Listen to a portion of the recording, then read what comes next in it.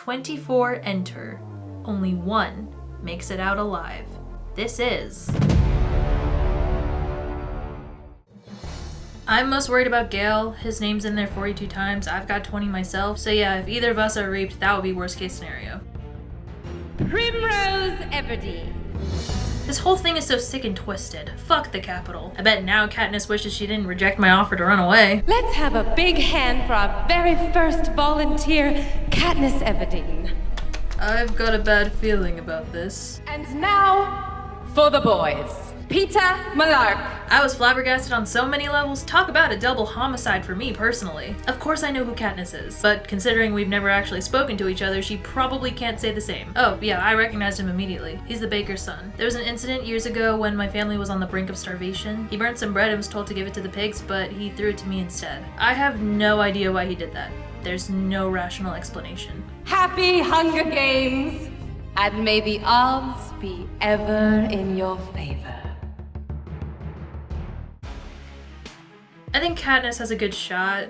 In fact, I know she does. She's a fighter, survivor, knows how to kill. So yeah, against my better judgment, I'm holding out hope she comes back in one piece. I'm glad I have Gale to take care of my family. He's the only person I can trust wholeheartedly with that task. I'm sure he won't mess it up. We've bonded over the years. My dad died, his dad died, you know how it is. I'm comfortable with Gale. Pete, on the other hand, I can't get a read on. His strategy's all over the place. The hand squeeze / spasm, the cookies his dad brought me, and now having no reservations about crying despite it being a sign of weakness. I mean, come on, he's a wrestler and can lift 100-pound bags of flour, and you can tell by looking at him. No one's falling for his crying act. Since I do owe him for the bread thing in the arena, I'll avoid him for as long as possible. Odds are someone will kill him before I have to. It's been an emotionally charged day, to say the least. To top it off, my own mother said to my face that she has zero confidence in my ability to make it back, so that's cool. Right now, I'm just looking for any sort of guidance on how we're supposed to approach the next few days, which means I've gotta talk to Haymitch. I thought I might have imagined it, but nope, that's Burdock's daughter. You know what that's called? A cruel twist of fate. If my life was a book, that'd be the title. Either that or Sunrise on the Reaping. Embrace the probability of your imminent death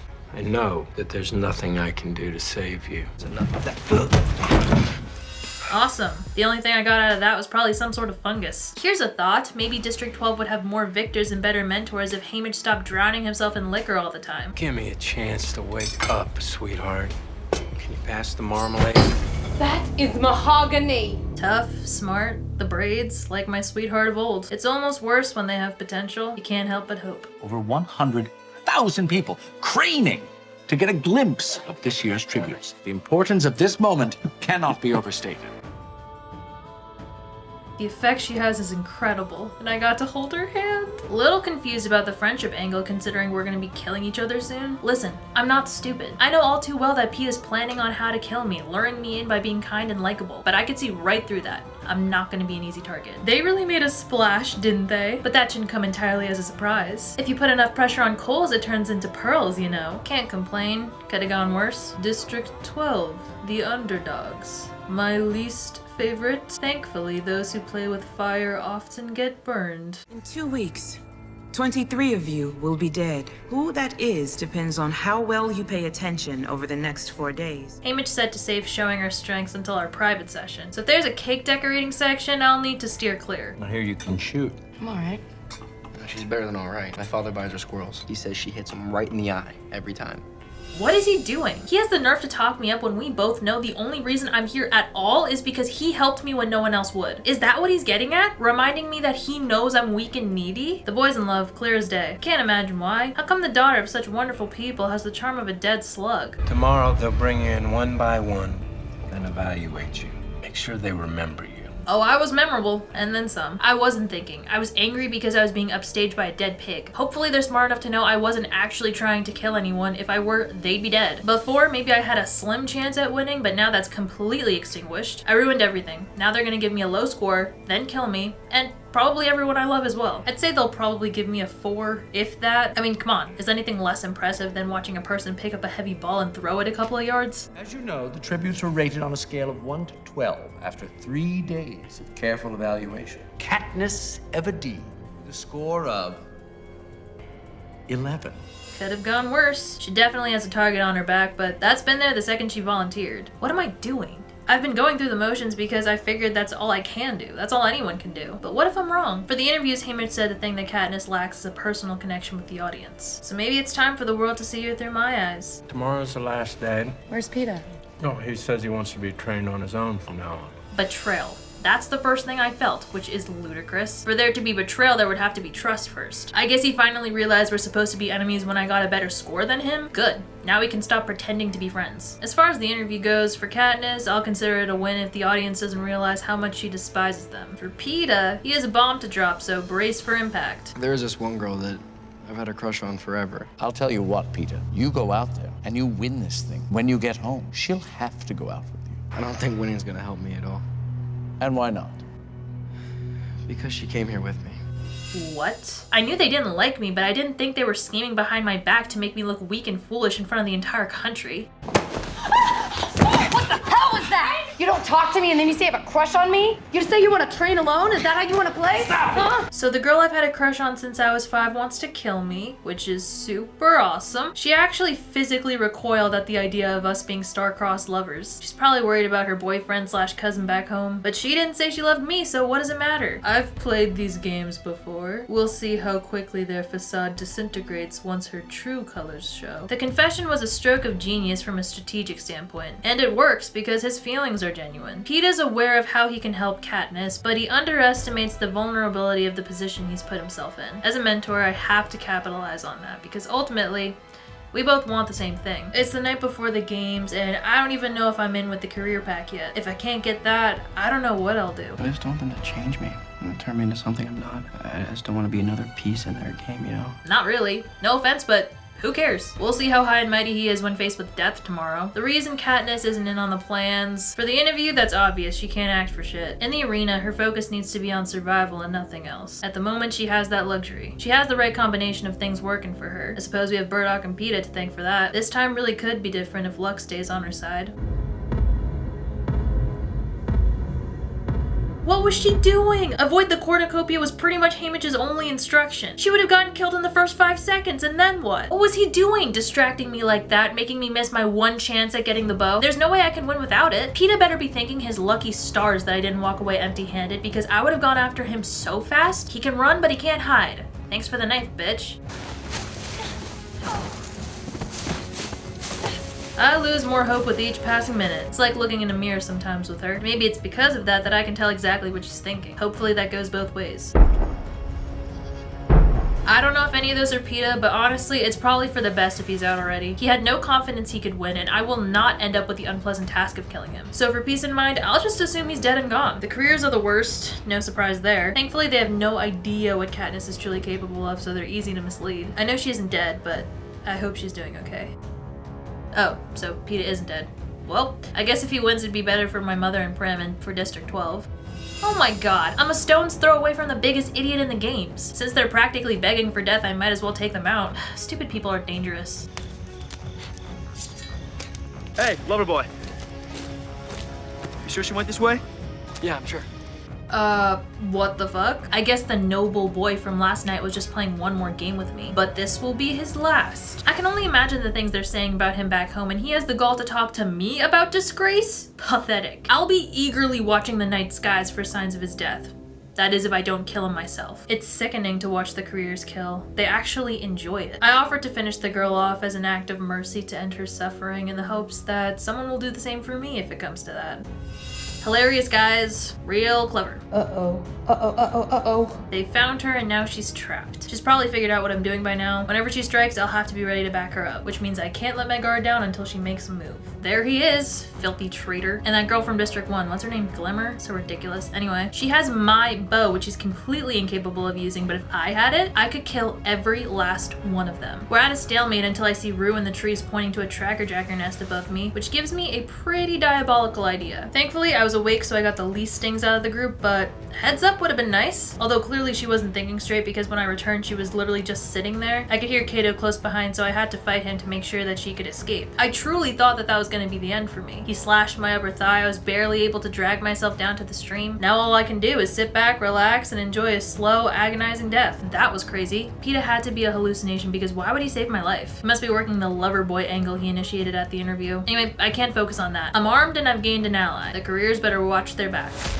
The plan was a success, but at the cost of my hearing in my left ear and Rue's life. She was the oldest of 6, fiercely protective of her siblings, foraged in the meadows in a district where the peacekeepers are far less obliging than ours. When asked what she loves most in the world, replies of all things, music. Deep in the meadow. That melody, I hate it. Under the willow. Guess the apple doesn't fall far from the tree. It could have easily been Prim. It would have been Prim. To hate the boy from District 1 whose name I didn't even know, whose life I took as easily as I would an animal in the forest, seems inadequate. Gale's ravings against the Capitol, PETA's words the night before the games, I can no longer ignore the cruelty, the injustice they inflict upon us. I wanted to do something, to shame them, to hold them accountable, to show the Capitol that whatever they do or whatever they force us to do, there's a part of every tribute they can't own. Rue was more than a piece in their games, and so am I. It's been horrible, worse than I expected, watching her narrowly escape death every single day. I've been spending more time with Prim and her mom. I think we're all leaning on each other to get through this. From now on, 2 victors may be crowned if both originate from the same district. I guess I'd look like an ass if I didn't team up with him. Our romance must be so popular with the audience that condemning it would jeopardize the success of the games. No thanks to me. All I've managed to do is not kill him, so he must be carrying this thing somehow. It's so confusing. He's very hard to predict, which might be interesting under different circumstances, but at this moment, only provides an extra obstacle. When she found me, she almost stepped on me. She tried treating my wounds as best she could, but it's clear immediately that not only does she have no idea what she's doing, but she's surprisingly squeamish for someone who's a seasoned hunter and a healer's daughter. I try to lighten the mood, remind her we're madly in love, so it's alright to kiss me anytime she feels like it. If I'm gonna die, there's no reason to hold back the charm, am I right? This whole thing is so revolting. PETA teasing me, the fact that I don't even know if I'm helping. He better not die because I'm not draining all this pus for nothing. Making an alliance is one thing, but I've learned that letting her guard down in front of an audience is another beast entirely. This calls for some positive reinforcement. I got the memo. It wasn't exactly subtle. 1 kiss equals 1 pot of broth. If I want to keep PETA alive, I gotta give the audience some romance, which is not my specialty. But PETA's great at this stuff, smiling as if he'd be happy to lie there gazing at me forever. So I'll put on a show and try not to dwell on the fact that I'm more vulnerable than ever now that I have to care for a very sick and injured person. Mere hours ago, everyone was intent on leaving me to die, which it is what it is. Haymitch has to prioritize one of us and the choice is obvious to everyone. But now at least I get to spend my last moments with Katniss, and you better believe I'm gonna savor every second of it. She seems really insistent on not letting me die. The fever must be getting to me because I can't help but jump to conclusions about what that means. Commencing at sunrise. There will be a feast tomorrow at the cornucopia. Each of you needs something desperately.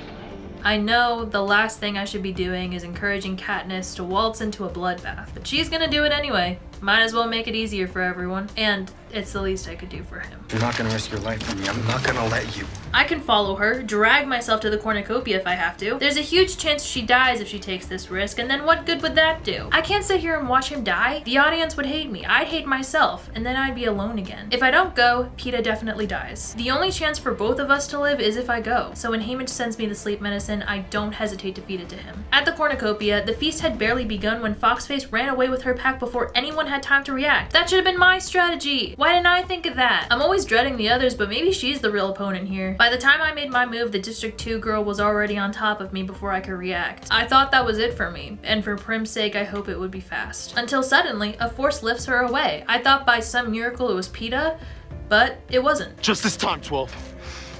For Rue.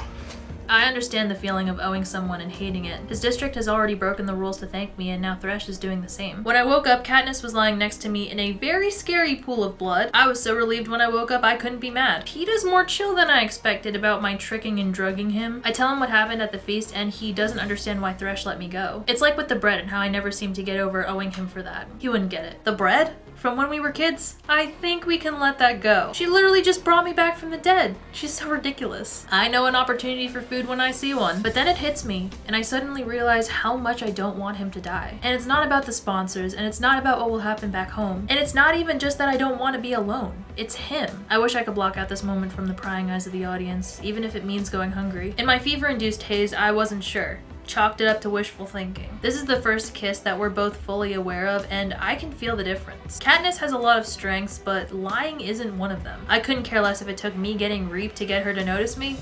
It was worth it. So not only am I forced to watch the baker's son slowly seduce the girl I like, but now they're telling me I have to pretend to be her cousin because we bear a passing resemblance to each other, and it's better for the capital narrative, whatever the fuck that means. Peeta's completely fallen, that much is obvious. Katniss, I'm not entirely convinced. I remember the first time I saw you. The teacher said, "Who knows the Valley song?" in your hand, shot straight up. I'm confused. We're supposed to be making this stuff up, but everything Peeta says and does seems to have a ring of truth to it. Who will he transform into if we make it home? This perplexing, good-natured boy who could spin out lies so convincingly the whole of Panem believes him to be hopelessly in love with me. Hell, there are even moments he makes me believe it myself. At the very least, we'll always be friends, right?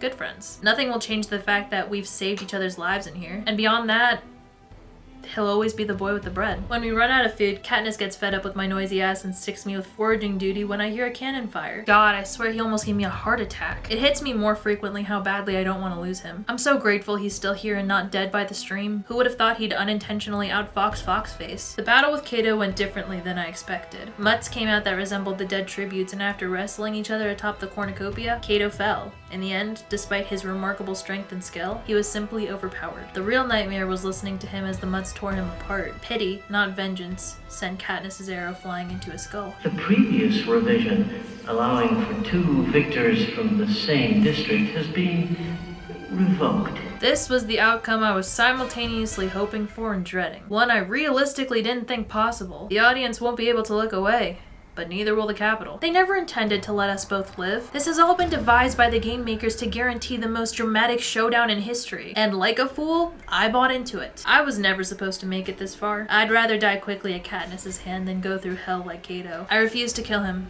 I can see now how dying is the easier option. Maybe I'm wrong. Maybe they don't care if we both die. But it's too late to turn back now. Ladies and gentlemen, may I present the winners of the 74th Annual Hunger Games. Thank God. She did it. She's alive. She's coming back.